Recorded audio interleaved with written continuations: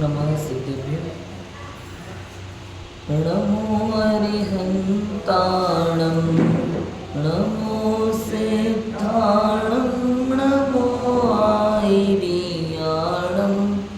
नमो उवज्झायाणं नमो लोये सविसाहूणम्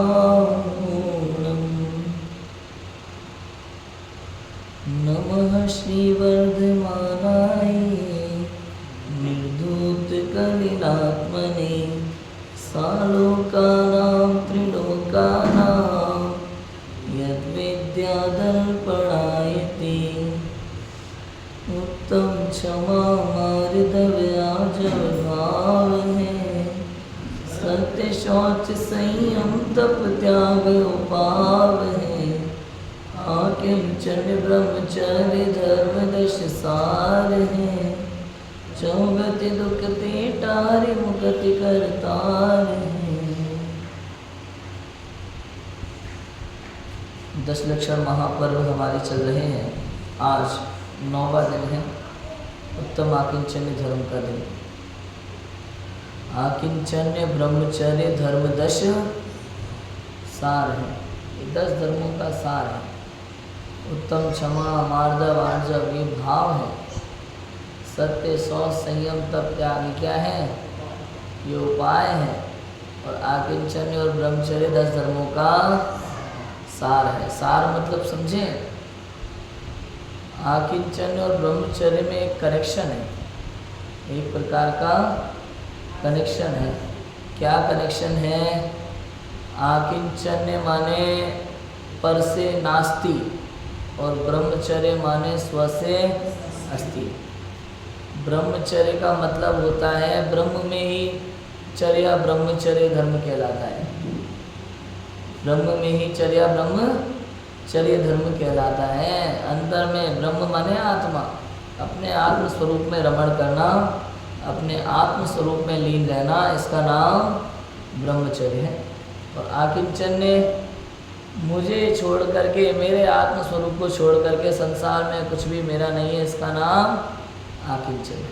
ये अंतर है बस। आकिंचन्य अर्थात नहीं है, किंचित, किंचित अन्य, अन्य कुछ भी, किंचित भी कुछ भी अन्य मेरा नहीं है, इसका नाम क्या है? आकिंचन्य धर्म। और ये किन जीवों को प्रकट होता है? उत्तम, उत्तम आकिंचन्य केवल और केवल सम्यक दृष्टि जीवों को ही होगा, मिथ्या दृष्टि को नहीं। इस 10 धर्मों की चर्चा में बहुत कुछ समझने जैसी चीज़ें होती हैं। मिथ्या दृष्टि को नहीं होता भैया, सम्यक दृष्टि को होता है। अब कई बार ऐसे प्रश्न आ जाते हैं हमारे सामने। अब किसी ने 10 उपवास किए तो कोई मुझे पूछ ले, बताओ पंडित जी ये उपवास झूठे हैं कि सच्चे हैं, तो क्या जवाब दिया जाए? सोचो, किसी ने पूछ लिया कि हमने 10 उपवास किए हैं, तो बताओ झूठे हैं कि सच्चे? कोई जवाब नहीं है हमारे पास। सच बताएं, वास्तव में तो व्रतादिक का परिणाम ज्ञानी जीवों के लिए सच्चा माना जाता है। अंदर में कषायों का अभाव होता है और बाहर में व्रतादिक भी दिखाई देते हैं, किंतु मिथ्या दृष्टि जीव के भी, अज्ञानी जीव के भी जो व्रतादिक दिखाई देते हैं, उसमें जो परिणाम है वो परिणाम डिसाइड करता है कि आपके व्रतादिक उपवास सच्चा है या झूठा। आपके वर्तमान परिणाम मिथ्या दृष्टि जीव के भी, समझ में आ रहा है? यदि आपने 10 उपवास लौकिक नाम के लिए करे तो झूठे हैं। यदि आप 10 दिन भूखे रह करके सांसारिक कार्य कर रहे हैं, व्यापार आदि में लगे हुए तो झूठे हैं। यदि आप 10 दिन उपवास करके भोजन न करके भी केवल आपकी बुद्धि सांसारिक कार्यों में है, ये कर लें वो कर लें, ये कर लेना चाहिए वो कर लेना चाहिए, तरह तरह की प्रवृत्तियों में आप उलझे हैं तो झूठे हैं। क्योंकि भोजन त्यागने का नाम उपवास हमारे यहाँ कहीं लिखा नहीं, कहीं भी नहीं है ऐसा। तो अब ये कौन डिसाइड करेगा कि आपके व्रताधिक सच्चे हैं झूठे? आपका परिणाम डिसाइड करेगा। और परिणाम केवल ज्ञान गम्य होता है। परिणाम केवल ज्ञान गम्य होता है। और दूसरा कारमाण वर्गणाएं समझ सकती है बस। आपके परिणाम दूसरा कौन समझ सकता है? कारमाण वर्गणाएं। भाई मान मत लेना ऐसा, कारमाण वर्गणाएं में ज्ञान नहीं होता। लेकिन तुरंत चिपक जाएंगी आपके परिणामों से। जैसे परिणाम वैसा बंद हो जाता है तुरंत, ऐसा। तो हम डिसाइड कर सकते नहीं। इतना क्लियर है। ये आकिंचन्य धर्म हमसे कहना क्या चाहता है, इसमें हमें क्या समझना है, समझने जैसी चीज़ क्या है। मेरा ज्ञानादि अनंत गुणों का स्वयं का साम्राज्य है, स्वयं का साम्राज्य है, लेकिन मैं अपने स्वरूप को, अपने ज्ञानादि अनंत गुणों को भूला हुआ पर द्रव्यों में जो ममत्व का परिणाम करता हूँ, इसका नाम है परिग्रह। और इस परिग्रह का त्याग उत्तम आकिंचन्य है। आप इस उत्तम आकिंचन्य को अपरिग्रह भी कह सकते हो। इतना ही है। मूर्छा परिग्रह, मोह ममत्व का परिणाम, इसका नाम परिग्रह है। मूल रूप से इतना ही है, आप समझना। बहुत सारी चर्चाएं हम इन पे कर सकते हैं अभी, बस समझना केवल इतना है। लेकिन पर द्रव्यों से जो ममत्व का नाम परिणाम है ना, इसका नाम परिग्रह है। अब देखो, पर द्रव्य परिग्रह है या पर द्रव्य के साथ ममत्व का परिणाम परिग्रह है? देखो, पर द्रव्य परिग्रह है, ममत्व का परिणाम परिग्रह है। बताओ क्या परिग्रह है? ममत्व का परिणाम परिग्रह है, पर द्रव्य परिग्रह।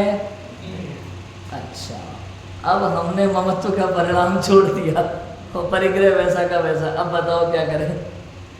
हाँ? देखो पंडित जी, ऐसा है, हम इसे अपना मानते नहीं है।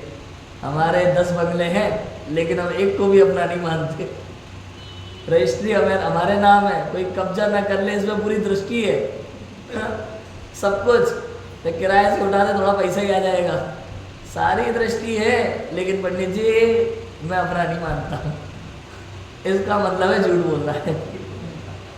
झूठ बोल रहा है, वाइट सफ़ेद झूठ। मतलब समझ में आ रहा है?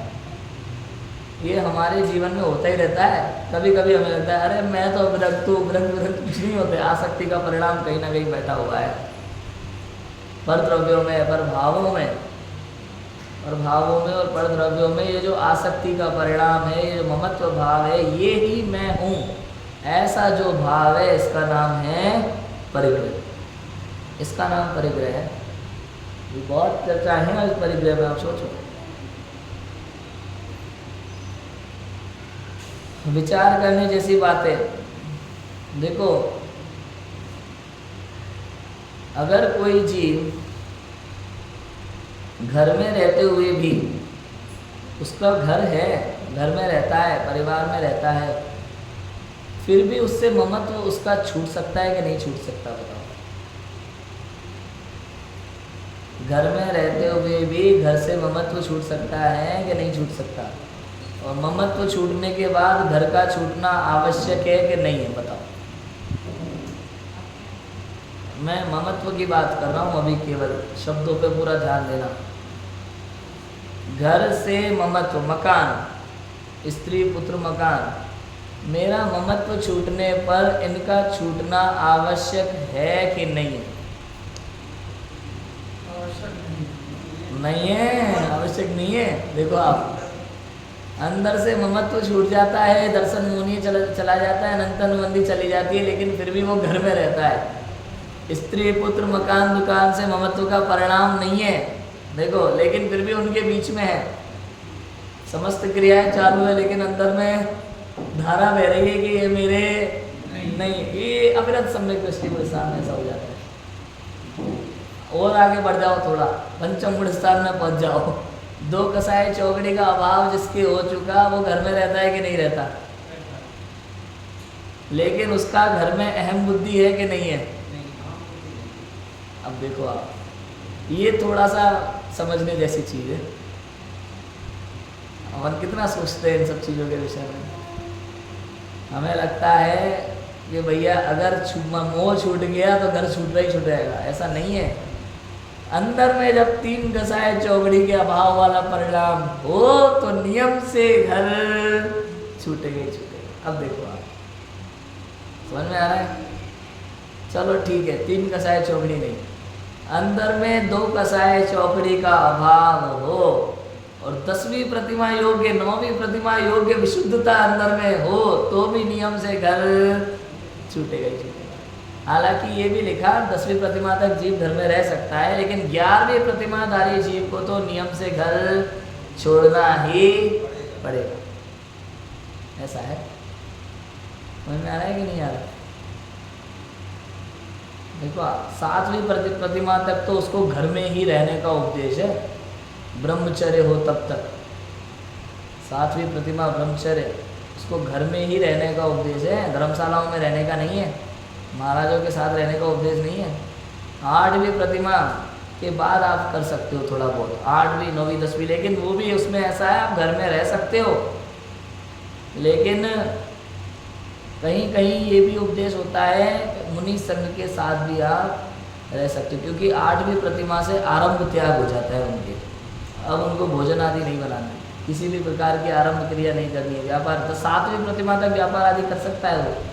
देखो आप खुद अपना पेट भर सकता है अपने हाथ से कमा करके, अपना भोजन स्वयं बना के कर सकता है, किसी के ऊपर आश्रित नहीं रहेगा। वर्तमान में तो ऐसा हो रहा है, बताओ, एक वो है जिनको वनों में रहना है, एक वो है जिनको घर में रहना है, और दोनों साथ मिलकर धर्मशाला में रह रहे हैं। समझ में आया कि नहीं आया? तो ये बहुत बड़ी भूल है, गलती है। यहाँ परिग्रह इकट्ठा हो जाता है। ये जो ममत्व का परिणाम है ना, अपनी चीज़ों से ममत्व का भाव, इसका नाम परिग्रह है। और परिग्रह का त्याग उत्तम आकिंचन्य धर्म, इतना है। और परिग्रह की बहुत चर्चाएं हैं, पहले अपन पढ़ते फिर अपन और थोड़ी बातें करेंगे इस विषय में। देखो जिनागम में 24 परिग्रह का वर्णन आता है। कितने परिग्रह का? परिग्रह 24 भेद त्याग करे मुनिराज जी। 24 में से 14 अंतरंग परिग्रह और 10 बहिरंग परिग्रह। अब बहिरंग परिग्रह में तो क्या क्या है? क्षेत्र, वास्तु, सोना चांदी, पशुधन, धान्य, दास दासी, कुप्य भांडी, सब बर्तन कपड़े, ये सारी बाहर की चीज़ है। रुपया पैसा नहीं है, मतलब रुपये पैसे नहीं है परिग्रह में। नौकर चाकर, बर्तन कपड़े, सोना चांदी भी दिया, मकान दुकान, ये सब परिग्रह हो सकता है, रुपये पैसे नहीं। और हम तो रुपये पैसे को ही परिग्रह मानते हो। तो कभी किसी से पूछो, भैया मैं तो परिग्रह बहुत कम रखता हूँ। अच्छा क्या कम रखते हो तुम? भाई मैं 2 लाख रुपए से ज़्यादा नहीं रखता, 1 लाख रुपए से ज़्यादा नहीं रखता मैं। कभी कभी तो ऐसा भी होता है, छोटे दादा ने अपने धर्म के 10 लक्षण पुस्तक में तो ये भी लिखा कि मान लो जब आपने ऐसा नियम लिया था कि मैं अपनी पूर्ण संपत्ति मिला करके 2 लाख से ऊपर की संपत्ति नहीं रखूँगा, पूर्ण संपत्ति मिला करके 2 लाख से ऊपर की संपत्ति नहीं रखूँगा। अब उस समय आपके मकान की कीमत थी 1 लाख, आज हो गई 5 लाख। अब बताओ, सोचो परिग्रह बढ़ गया कि नहीं बढ़ गया? मतलब आप सोचो नियम में भी कितना सोच समझ के लेना पड़ता है। ऐसा नहीं जो मन में आए ले लो, बहुत सोच करके विचार करके नियम लेना होता है, नहीं तो बाद में टूटते हैं। इसलिए तो बार बार कहते हैं विवेक पूर्वक, प्रत्येक क्रिया विवेक पूर्वक होना चाहिए। जो भी आप कर रहे हो उसमें दिमाग लगाओ, थोड़ा सोचो कि आगे क्या क्या हो सकता है विवेक पूर्वक। और ज्ञानी को इसमें दिमाग लगाना नहीं पड़ता, उनके तो अंदर में जैसे जैसे वीतरागता बढ़ती है ना, वाय में सहज रूप से उतने नियम पल ही जाते हैं। ये सारा दिमाग हमें लगाना पड़ता है। अगर हम छोटे मोटे नियम, सदाचार रूप नियम भी लेते हैं ना, तो कितना कैसे लेना उसमें हमें दिमाग लगाना पड़ता है। भाई जिन दर्शन के बिना मैं जल भी ग्रहण नहीं करूँगा, इस प्रकार के हम नियम ले लेते हैं कई बार। पता चला 3-3 दिन ट्रेन में निकल रहे हैं, अब रहा नहीं जा रहा, तो करें तो क्या करें? तो ये सब नियम हमें सोच समझ के लेना चाहिए, कहाँ कैसे नियम लेना। समझ में आया? आप छूट रख सकते हो कुछ चीज़ों की, अगर आपको लगता है कि ऐसा हो सकता है तो आप छूट रख सकते हो उस चीज़ में। और नियम रखना बहुत ज़रूरी है, नहीं तो उतना पाप प्रति समय लग रहा होता है परिग्रह का, वो भी क्यों? क्योंकि हमने उसका त्याग नहीं किया, नियम नहीं लिया है इन चीज़ों में भी। वनस्पति 10 लाख वनस्पतियाँ होती हैं, हम कोशिश कर सकते हैं कि 50, 100, 200, 500, 1000 नाम लिख लो, आप क्या क्या लोगे पूरे जीवन में। इनको छोड़ करके सबका ये फ्री का पुण्य है जो हम कमा सकते हैं। अब तो नाम लिख लो क्या क्या लोगे, लौकी, तोरई, फलाना ठिकाना, फलाना ठिकाना में सब आ जाते हैं नाम लिख लो आप अपने पास बस। उसके बाद में इनको छोड़ करके बाकी सबका त्याग, ऐसा कर सकते हैं। मूल समझने जैसी बात यह है भाई साहब कि हम केवल बाह्य चीज़ों को, धन, पैसे, रुपए पैसे को ही परिग्रह मान करके बैठे हैं, जबकि परिग्रह बहुत सारी चीज़ों का हो सकता है। कपड़ा, कपड़ा एक बाह्य परिग्रह है। हमारे पास कितने होते हैं बताओ? दुनिया भर के कपड़े रोज़ नहीं चाहिए। पहले के टाइम पे तो इतना नहीं था। मैं तो सोचता हूँ पता नहीं ये समस्या है कैसे शुरू हो जाती है, कब शुरू हो जाती है और कब हम चलाने लगते हैं बताओ। सगाई के लिए अलग, शादी के लिए अलग, लगन के लिए अलग, महिला संगीत के लिए अलग हैं, और स्कूल के लिए अलग, दिन के लिए अलग, रात के लिए अलग। स्कूल में ही 3-4 जोड़ी कपड़े चल रहे हैं आजकल तो, वो भी जूते, मोजे, टाई, बेल्ट, बिल्ला, पूरा जोकर बना करके इस तरह से। आप सोचो, हर चीज़ के लिए एक अलग कपड़े खरीद के रखे हुए हैं हमने, अलमारियाँ भरी पड़ी हैं, उपयोग में नहीं आते बताओ। ये बाह्य परिग्रह की बात करो, अंतरंग की तो करेंगे अभी अपन चर्चा। बाह्य परिग्रह में कितना सामान जोड़ के रखते हैं। महिलाओं की तो बड़ी समस्या होती है, पहनने को कपड़े नहीं है, रखने को जगह नहीं है अलमारी में, है कि नहीं? जितने भी कपड़े सबने देख रखे, अब तो कुछ नहीं चाहिए। और सबसे बड़ी समस्या ये है कि हम उसको त्याग नहीं पाते, अंदर में वो भाव ही नहीं है। घर में काम करने वाली नौकरानी को हम नहीं दे पाते, अरे ये तो नहीं है अभी अरे ये साड़ी तो अभी नहीं है, ये कपड़े तो अभी नए हैं। जरूरत की चीज़ ना होना तो उसको हटा देना चाहिए हमें। व्यर्थ का परिग्रह इकट्ठा नहीं करना चाहिए, उसका उतना पाप लगता है प्रति समय। उस अपने पास रखा है ना वो, उसका वो प्रति समय पाप बंद हो रहा है आपको। आप देखो, हम लोगों की क्या आदत रहती है, जोड़ के रखे, कभी ना कभी काम आएगी। हर साल जब दिवाली में सफाई करते हैं ना, तो हर साल कुछ ऐसे सामान निकलते हैं जो सालों से बड़े हैं, पूर्वजों के, दादा परदादा के ज़माने से कुछ चीज़ें ऐसी पड़ी होती है। ये क्या काम आती है? कुछ नहीं हो सकता है कभी काम आ जाए, रख देते वापस, सफाई करके वापस उसको टाड़ पे रख दी, स्टोर रूम में रख दिया, वो कभी काम नहीं आ रहा। अरे ज़रूरतमंद को दे दो, ख़त्म करो।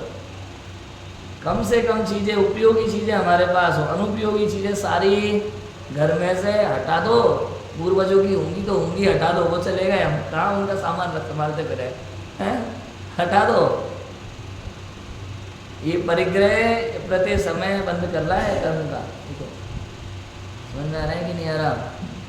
हमें तो लगता ही नहीं है, पता ही नहीं चल रहा हमें कि परिग्रह से पाप बंद हो रहा होगा। बताओ, कोई चीज़ सामान हमारे घर में स्टोर रूम में चुपचाप रखा हुआ है, बेचारा क्या ले रहा है, इससे कौन सा पाप बंद होगा? अरे भैया हो रहा है। अब ये एक चीज़ में नहीं, सब में लगा लेना, बर्तन में, कपड़े में, नौकर चाकर, दुनिया जितनी चीज़ें, जितनी आवश्यकता है उतना रखो, नहीं है तो हटा दो। अपने को ज़्यादा वजन चाहिए नहीं। समझ में आई बाहर परिग्रह की बात?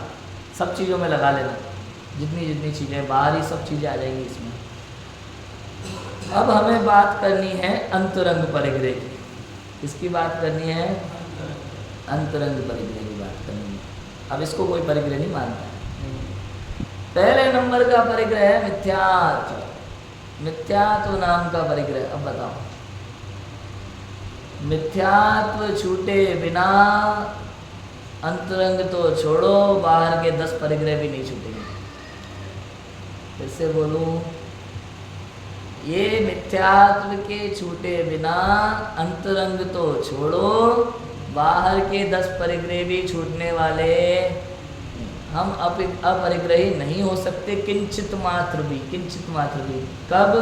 मिथ्यात्व के छूटे बिना। सबसे पहले इस मिथ्यात्व को छोड़ना है, आसक्ति भाव ही तो छोड़ना है, मोह का भाव ये मेरा है ये परिणाम ही तो छोड़ना है। और करना क्या है? पर द्रव्य से एकत्व बुद्धि, ये मैं हूँ ये मैं नहीं हूँ। बताओ, ये मैं नहीं हूँ इसका नाम अपरिग्रह है। और मैं कुछ भी परमाणु मात्र मेरा नहीं है, परमाणु मात्र भी मेरा नहीं है, और मैं पूरे संसार पे अपना अधिकार जमाए बैठा हुआ हूँ, अपने घर जैसा अधिकार जमा के बैठा हूँ, सब मेरे हैं। क्या भाई, सारे वो तो अपने ही लोग हैं। ये मोह है, ये ममत्व का परिणाम हमें त्यागना है। विशेष रूप से ये आसक्ति का भाव है ना, ये दुखी किए हुए है हमें सदा से, और अनंत काल तक हमें दुखी रहना पड़ेगा जब तक ये आसक्ति का भाव नहीं छूट जाता। ये जो मन में भाव है ना, मुझे कुछ चाहिए, ये हमारे लिए दुख का कारण है। मन में आया कि नहीं आया? ये परिग्रह। वस्तु मिलेगी आपके पुण्य के उदय से, लेकिन जो आपकी इच्छा है ये परिग्रह। मन में आया? मुझे ये चाहिए, ये भाव परिग्रह है। अब देखो, ये भाव का पाप है, माने या तो भावों से ही खेल हो रहा है पूरा, परिणाम से ही बंधे, परिणाम से ही मोक्ष है। सोचो आप, लौकिक कानून अलग हो सकता है, लेकिन धार्मिक कानून पूरा अलग है। लौकिक में एक मूवी है, अमिताभ बच्चन की आई थी बहुत पहले, अंधा कानून। जिसका उसने खून नहीं किया था, उसके खून में वो सजा काट के आया था, और जब उसने उसको भाषण देते हुए देखा माइक पे, तो उसने अदालत में जाकर के जज के सामने मार दिया। और जज भी वही बैठा था पुराना वाला, तो दूसरा मिला नहीं होगा ना, वैसे देने पड़ते हैं। जज भी वही बैठा था पुराना वाला। तो उसने कहा, जब उसको सजा देने की बात है, उसने कहा कि आपके इंडिया में ऐसा कोई कानून नहीं है कि एक ही गलत कार्य के लिए 2 बार सजा दे सके, एक ही खून के लिए मुझे 2 बार सजा हो सके, ऐसा कोई कानून नहीं है बताओ पूरी दुनिया में यहाँ। लेकिन जैन धर्म में ऐसा नहीं है। जैन धर्म में आप एक ही जीव को मारने का जितनी बार भाव कर रहे हो, उतनी बार आपका पाप बंद हो रहा है, सेम सजा मिलेगी आपको। समझ में आ रहा है कि नहीं आ रहा? मैं बहुत सिंपल वे में सारी बातें बोल देता हूँ, लेकिन ये बातें बहुत गंभीर हैं, और मैं बहुत इजीली बोल देता हूँ मैं ऐसे, लेकिन ये बातें बहुत गंभीर है, विचार करने जैसी बात है। यदि आपने भाव भी कर लिया, एक बार बंद हो गया, आपको सजा सुना दी गई, भुगतनी पड़ेगी, बंद हो गया, निश्चित रूप से स्थिति में पड़े वो कर्म परमाणु। समझ में आया?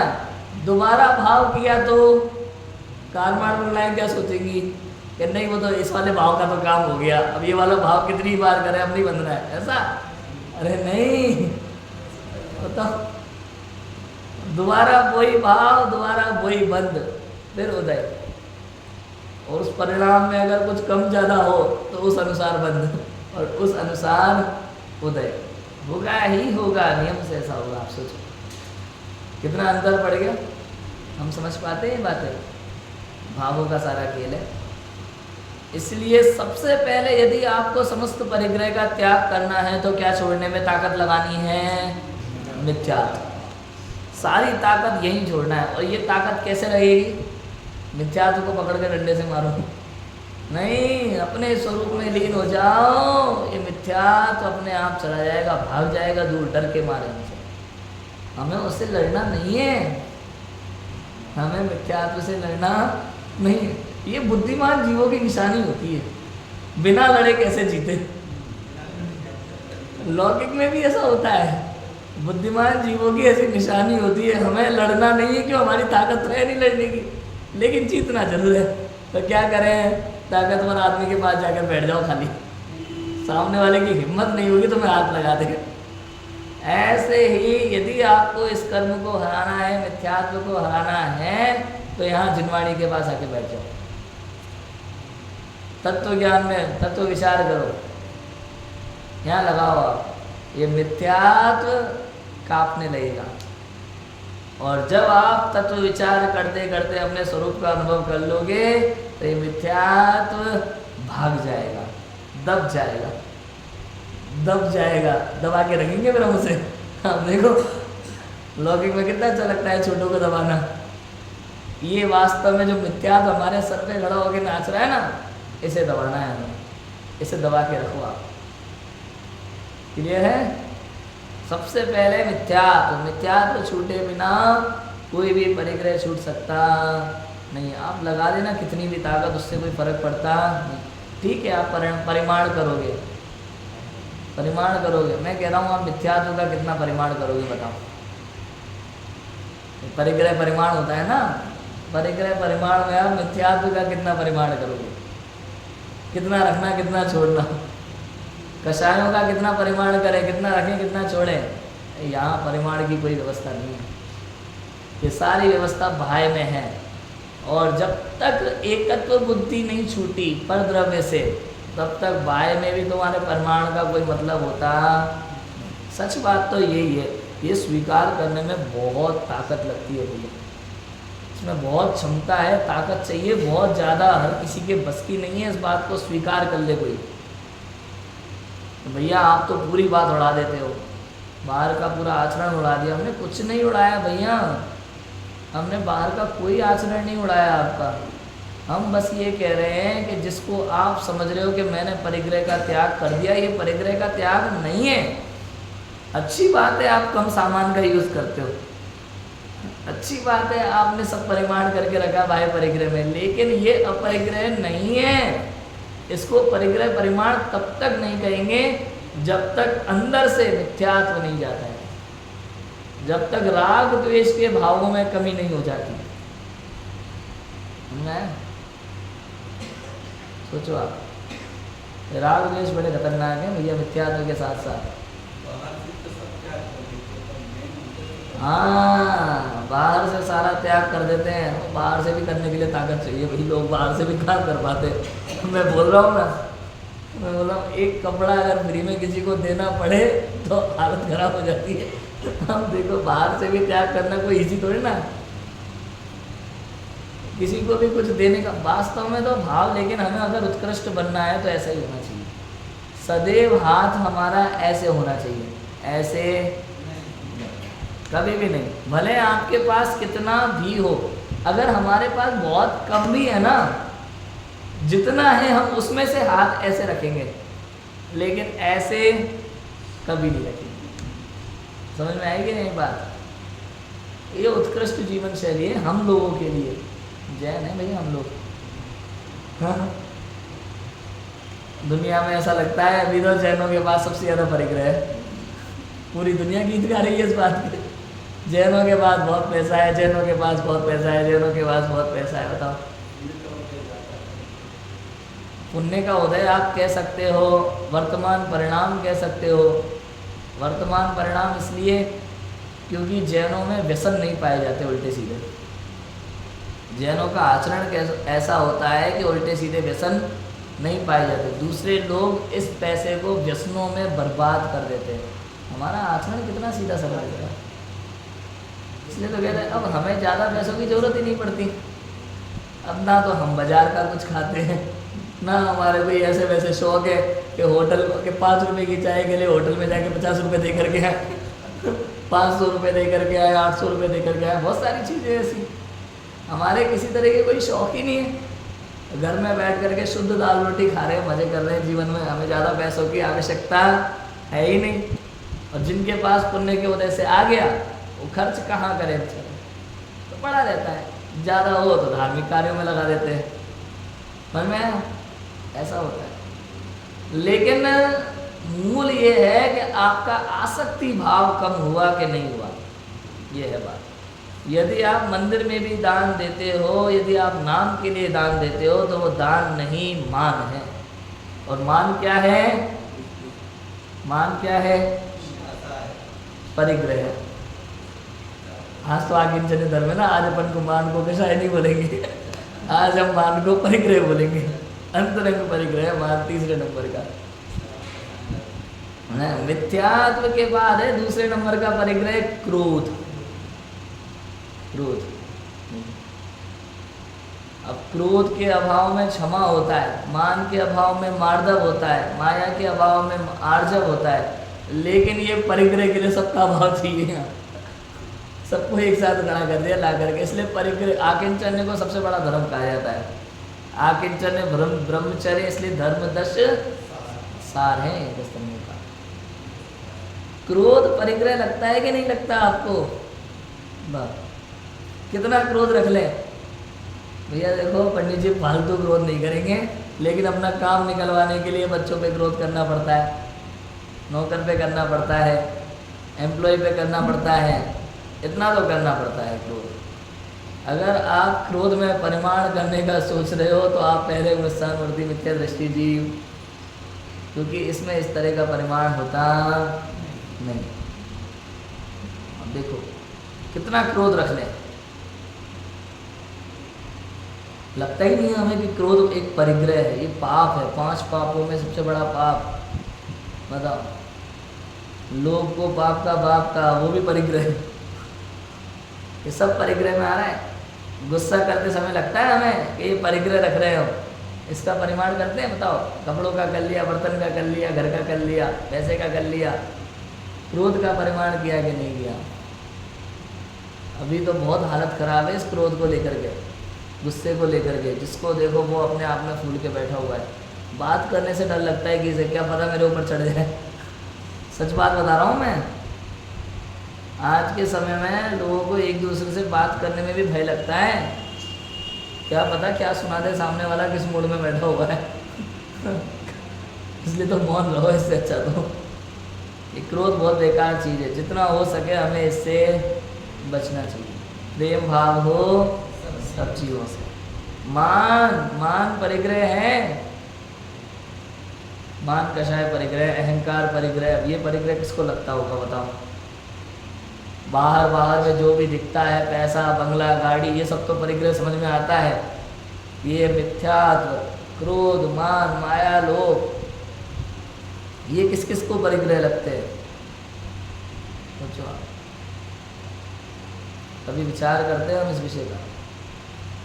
मान कषाय एटीट्यूड कितनी अच्छी बात है। आप देखो, थोड़ा इंग्लिश कर दिया ना, उसमें पूरा अंतर हो गया। मान तो क्या है, कषाय है, ये तो पाप हो गया। एटीट्यूड थोड़ा अच्छा शब्द है, इसको पाप में और कषाय में नहीं माना जाएगा। कई लोग कहते हैं हमसे कि जो चेहरे से एटीट्यूड झलकता है ना, थोड़ा अच्छा लगता है। क्या अच्छा लग रहा है आपको इसमें? मतलब हम थोड़े ज़्यादा बड़े हैं आपसे, ये दिखाना है हमें। हाँ, हम थोड़े ज़्यादा समझदार हैं, ये दिखाना है। हम क्यों सामान्य नहीं रह पा रहे बताओ? थोड़ा सा अगर पढ़ लेते हैं तो हमें लगता है हम ज़्यादा समझदार हैं। थोड़ा सा हमारे पास धन आ जाता है तो हमें लगता है हम थोड़े ज़्यादा समझदार हैं। हाँ, थोड़ा सा अगर कोई हमारा सम्मान करे तो हमें लगता है हम थोड़े ज़्यादा समझदार हैं। आप विचार करो। और छोड़ो, यदि उम्र में 1 साल पैदा हो गए, 1 साल पहले पैदा हो गए, तो हमें लगता है हम थोड़े ज़्यादा समझदार हैं। होता है कि नहीं होता? बच्चों में आप कई बार देखना, मैं तो कई बार सुन के आश्चर्यचकित रह जाता हूँ कि क्या क्या कह देते हैं और हम उसको मानते हैं। अगर किसी छोटे ने बड़े को मारा तो पिटाई छोटे की, और बड़े ने छोटे को मारा तो क्या कहा जाता है मालूम है? क्यों मारा बेटा तेने उसे? अरे तो मैं बड़ा हूं ना। ये भी कारण हुआ, बताओ क्यों मारा बेटा उसे? मैं बड़ा हूँ। ये क्या बात हुई भाई? मतलब बिना कारण ही मैं बड़ा हूँ इसलिए मारोगे? ऐसा भी देखने मिलता है ना। मैं बड़ा हूँ ना, उम्र से बड़े होना, ये परिग्रह है। मान कषाय, हर चीज में मान लगाओ आप। मान कषाय सबसे खतरनाक है। ये भी ईगो, अरे हम थोड़े इधर के, और पता नहीं किस किस तरह का मान कषाय। आप क्या बताएं आपको? हाँ, भूतपूर्व अध्यक्ष।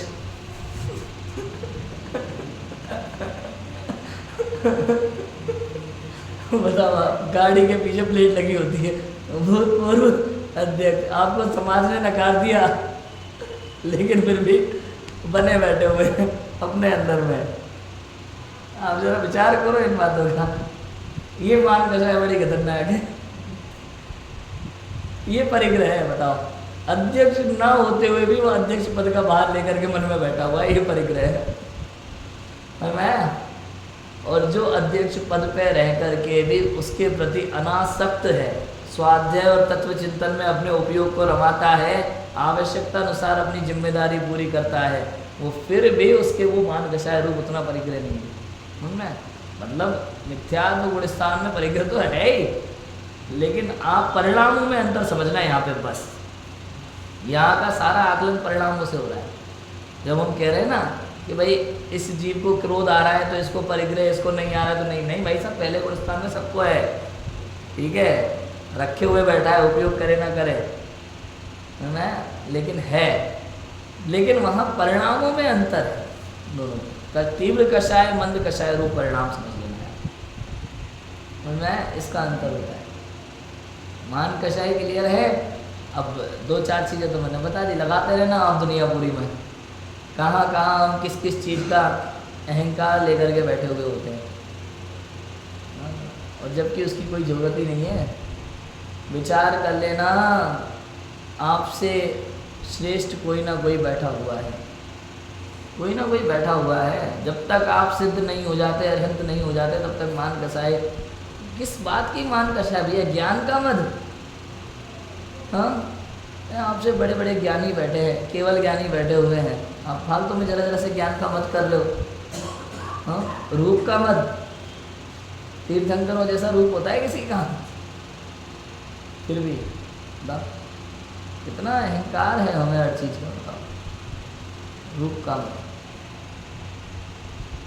इसीलिए प्रथमान योग में आचार्य देव श्रृंगार रस का इतना भारी वर्णन कर लेते हैं, केवल ये दिखाने के लिए कि इतनी सुंदर सुंदर रानियां, जिसमें एक रानी के बारे में वो 4 पेज लिख रहे हैं उसकी सुंदरता के विषय में, और वो एक पल में छोड़ के चले गए, मुनि बन गए। और तुम्हारी तुम अपनी देख लो, उस 4 पेज के बराबर कहीं से कहीं तक नहीं लग रही, फिर भी आसक्ति भाव कितना है। ये रूप का मद है ना, ऐसे लगाते जाओ आप अलग अलग। कुल का मद, जाति का मद, बहुत खतरनाक चीज़ है। रिद्धियों का मद, सिद्धियों का मद, किसी भी चीज़ के घमंड, छोटी छोटी चीज़ में ही हम तो अहंकार करते हैं। बताओ,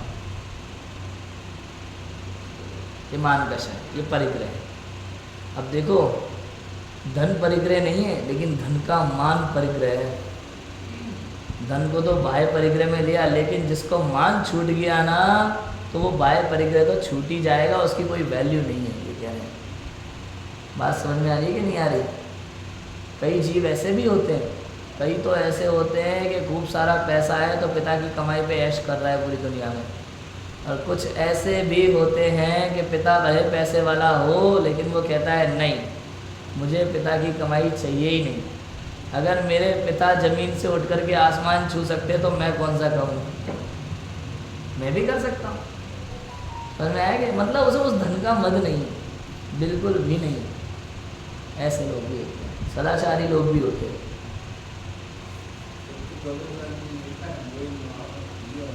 हाँ, ये तो अपन अनादि काल से भी रखी है। मैं आपको एक छोटी सी स्टोरी सुनाता हूँ, बहुत ही अच्छी, परिग्रह के विषय में। आज ही देखी मैंने, जैन संस्कार टीवी दुबई की 2 बच्चियाँ हैं, आत्मार्थी में पढ़ती हैं, उन्होंने एक स्टोरी यूट्यूब पे डाली है उत्तम आकिंचनी के विषय में। आज दोपहर में मैंने देखी थी, बड़ी अच्छी लगी मुझे, तो मैं सुना देता हूँ आपको। एक राजा और राजा की पुत्री, बहुत सुंदर पुत्री थी। राजा अपनी पुत्री के लिए एक धार्मिक लड़का देख रहा था। क्यों? क्योंकि उसकी पुत्री धार्मिक संस्कारों वाली थी, जैन थी और धार्मिक संस्कारों वाली लड़की थी। तो अपनी पुत्री के लिए वो कोई राजा नहीं ढूंढ रहा था, वो कोई राजकुमार नहीं ढूंढ रहा था। क्या ढूंढ रहा था? वो एक धार्मिक लड़का। उसके राज्य में एक युवक आया, उसके हाथ में खाली एक बैग था छोटा सा, उसमें कुछ किताबें थी। राजा ने उससे एक ही सवाल पूछा, आप विवाह करना चाहते हो? मुझ जैसे गरीब लड़के से कौन विवाह करेगा? उसने सीधा यही कहा, मेरे पास तो कुछ भी नहीं है, मुझसे कौन विवाह करेगा? तो उसकी चिंता मत कर, मेरे पास कल के लायक भी परिग्रह नहीं है, तो उसकी चिंता मत कर। हम तो ऐसा ही लड़का ढूंढ रहे हैं जिसके पास कुछ ना हो। बस तेरे पास कितना है? कि मेरे पास 3 पैसे हैं। तो उन 3 पैसे से हल्दी कुमकुम जो ज़रूरत पड़ती है ना, वो लेके आ जा, हम तेरा विवाह करा देते हैं राजकुमारी से। और राजा ने राजकुमारी से उसका विवाह करा दिया और उसे विदा कर दिया। जब वो घर वहाँ पहुँची तो झोपड़ी थी उसकी, एक झोपड़ी। और जब वो राजकुमारी झोपड़ी के अंदर गई तो तुरंत बाहर आकर के बोली, मैं इस झोपड़ी में नहीं रह सकती। क्यों? मुझे तो, फिर वो बोला युवक, मुझे तो पता ही था एक राजकुमारी एक झोपड़ी में नहीं रह पाई। इसलिए नहीं कि झोपड़ी है, इसलिए कि झोपड़ी में 12 रोटी क्यों रखी हुई है। समझ आया कि नहीं आया? तो उसने कहा कि मेरा पेट भर गया था, मुझे लगा कल के लिए काम आएगी, यही तो नहीं चाहिए बस। क्या तुम्हें अपने ऊपर भरोसा नहीं है? क्या तुम्हें कल का भरोसा नहीं है? कल पर भरोसा नहीं है? तुमने इकट्ठा क्यों करके रखा हुआ है कल के लिए? तो उसने कहा ठीक है। उसने वो रोटी जाकर के गाय को खिला दी। अब वो राजकुमारी और युवक संतोष पूर्वक उस झोपड़ी में दिन व्यतीत कर रहे हैं। ये कहानियाँ बहुत कम लोग आजकल सुन पाते हैं, सुनाते हैं। पहले तो नैतिक शिक्षा की जो किताबें आती थी ना, स्कूल में भी नैतिक शिक्षा, सामान्य ज्ञान की छोटी छोटी किताबें चलती थी, उसमें यही कहानियाँ होती थी। संतोषी साधु हैं, राजा पूरा वैभव देने को तैयार है और साधु कुछ लेने को तैयार नहीं, ऐसे ऐसी चीज़ें। क्यों? क्योंकि वैभव से जीव दुखी है और कुछ ना होने पर संतोष से जीव दुखी है। और आज क्या होता है, बेटा नहीं कमाएगा तो कोई पूछेगा नहीं तेरे को। आज हम ये सिखा रहे हैं बच्चों को। एक समय था जब दादी माँ कहानियाँ सुनाती थी संतोषी साधु की, और हम आज क्या सिखाते हैं बच्चों को? कोई पूछेगा नहीं, कमाओ बेटा धड़ल्ले से, हमने तुम्हारे लिए कमाया, तुम अपने पुत्रों के लिए कमाओ, वो अपने पुत्रों के लिए कमाए, और करे जाओ इकट्ठा। हमने 10,000 करोड़ कमाए, तुम 50,000 करोड़ कमाओ, भले खा नहीं पाए लेकिन कमाए जाओ। ये परिग्रह है। समझ में आ रहा है? क्रोध, मान, माया, लोग। अब इस परिग्रह को इकट्ठा करने के लिए चारों कषाय हैं। समझ में आया कि नहीं आया? आप देखो, कुछ प्राप्ति की इच्छा हो, ना मिले तो क्रोध आता है। समझ में आया कि नहीं आया? परिग्रह हो, कुछ हो तो उसको अहम होता है, मान कषाय होती है। देखो, मान कषाय का पोषण कब होता है? दोनों तरफ से होता है। कुछ नहीं हो तो दीनहीन भावना का नाम भी मान कषाय है।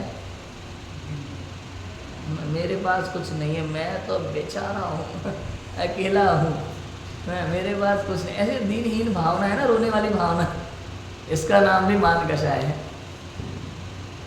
बहुत कुछ प्राप्त कर लेता है तो फूल जाता है अपने आप, मान कषाय। परिग्रह से मान उत्पन्न हो रहा है।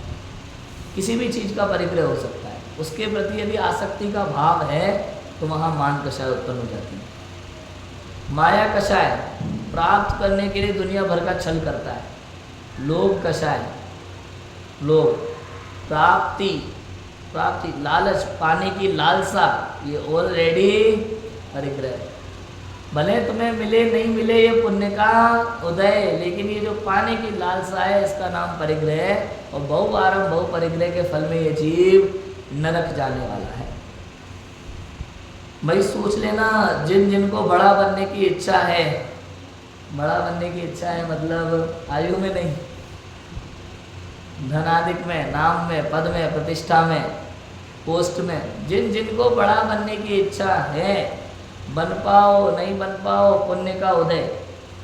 तुम चाहे लाखों कोशिश कर लो, पुण्य का उदय नहीं हो तो नहीं बन पाओगे। समझ में आया? लेकिन ये जो भाव प्रति समय चल रहा है, इस भाव से नरक जरूर जाओ।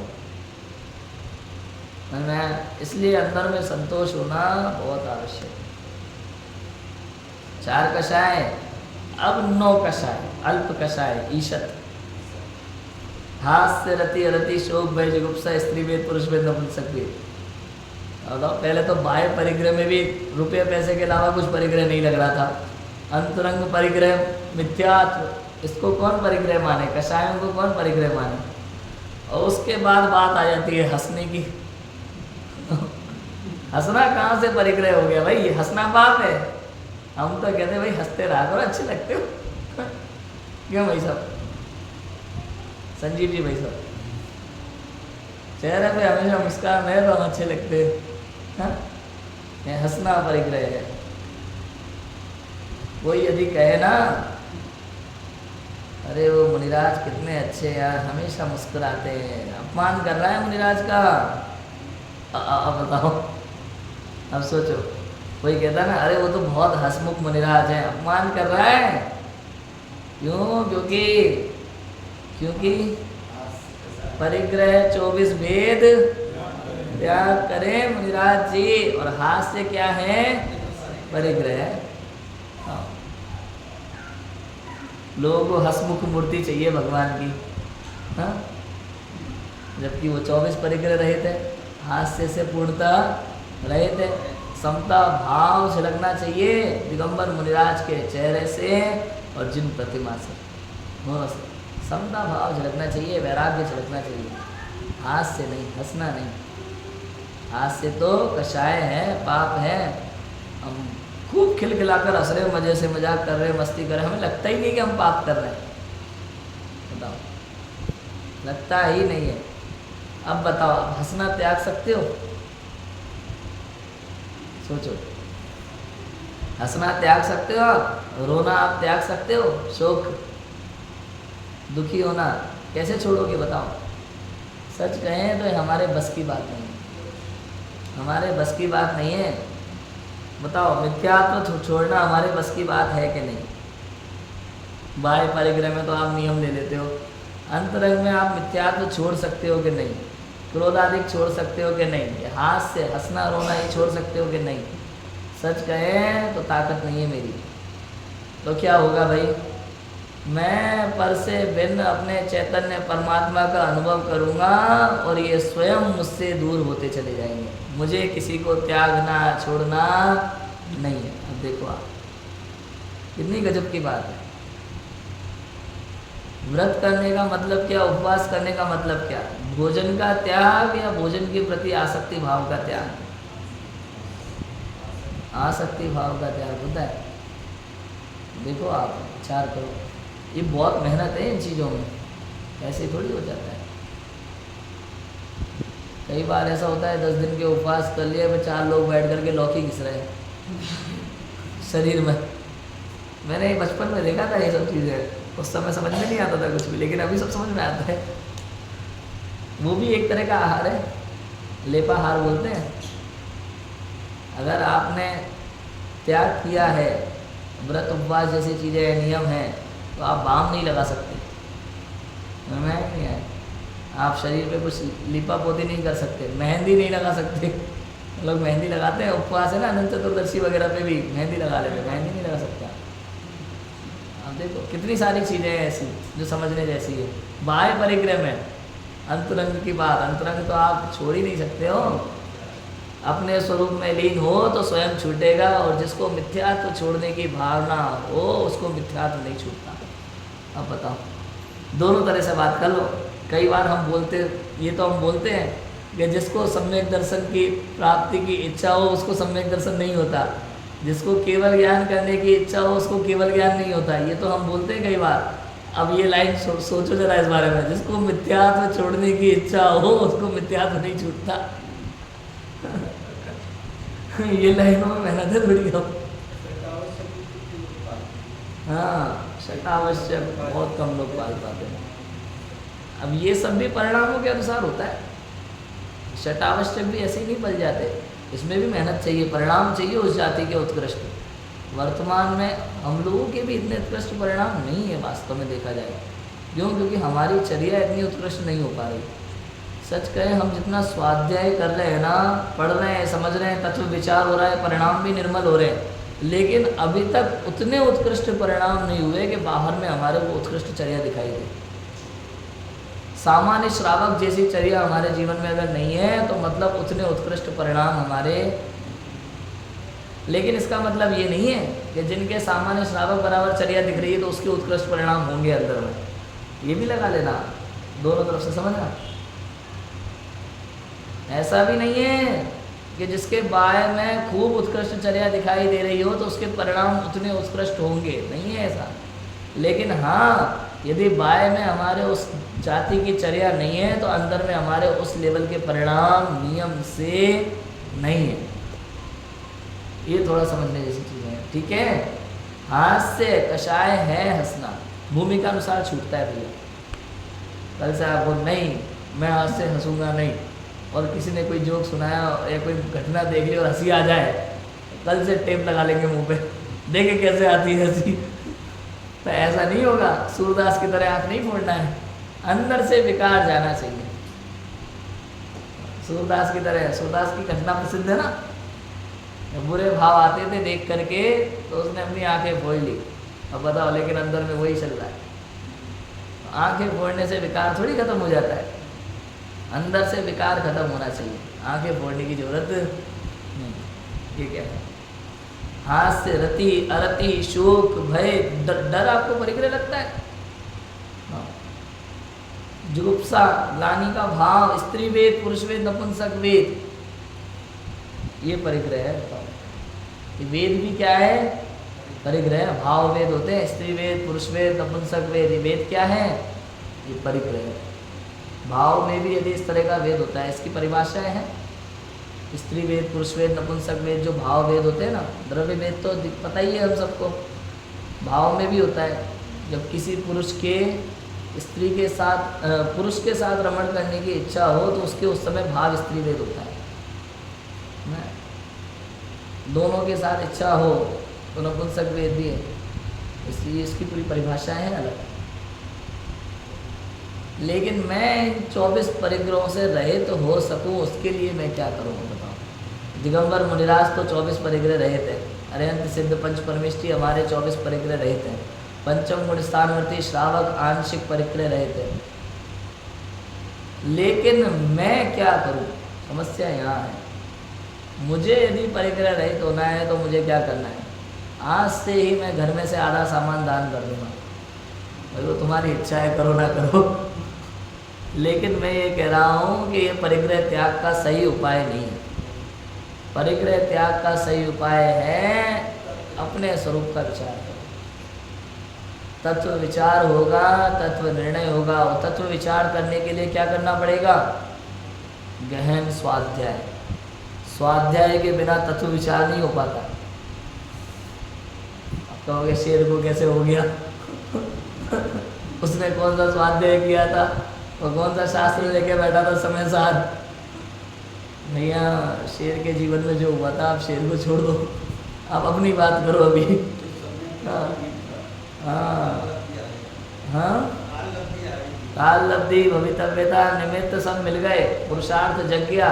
और हो सकता है आपका भी जग गया। मैं ये नहीं कह रहा कि नहीं आपको शास्त्र पढ़ने से ही काम होगा। हो सकता है आपका पुरुषार्थ, आपकी भली होनार होगी तो बिना पढ़े किसी एक विद्वान की एक लाइन सुन के काम हो जाए, कुछ कह थोड़ी सकते। जैसे 2 मुनिराजों को देखने मात्र से काम हो गया था, ये उपदेश सुन के हुआ था, देखने मात्र से हो गया था। नहीं तो कौन सा शेर को मुनिराज की भाषा आती थी? देखने मात्र से अंदर में क्या विचार चले होंगे, क्या परिणाम हुए होंगे, और कैसे कर्म काँप रहे होंगे, कैसे वो हो रहा होगा, स्थिति कांडक और स्थिति बंधापसरण सब कुछ, आवादा काल, ये सब हो रहा होगा बाहर में कर्मों में सब कुछ। और स्पीड में सब काम हो रहा है, प्रति समय इतनी स्पीड में ये सब काम होते हैं। ये सब केवल ज्ञान कर्म में विषय है, केवल ज्ञान कर्म विषय है पूरा। अब मुझे यदि 24 परिग्रह रहित होना है, उत्तम आकिंचन्य धर्म का धारी होना है, तो क्या करना पड़ेगा?